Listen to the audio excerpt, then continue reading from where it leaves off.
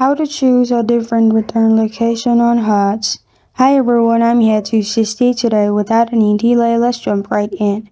First, go to the Hertz one-way car rental option. Here, you'll find pickup and drop-off location. Click on it, and then add your pickup location. After you've done that, press on Pickup Details and select the date and time. After you've done that, press on Apply at the bottom in here.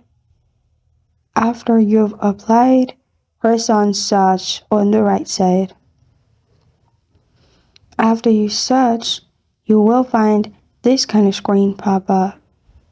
Here, you'll find all the cars available with their pricing. Simply select one. After you've selected the one you prefer, it will lead you to this page. Here, choose your coverage, select the one you prefer, and after you've selected, press on Continue at the bottom. Then, simply select what shows, and then in the checkout, add your information, payment details, and book it. This is how to choose a different return location on Hertz. Thank you for joining me today. If this video helps you out, please leave a like and subscribe for more. Got a question or want to suggest a topic? Comment below. Thank you for watching.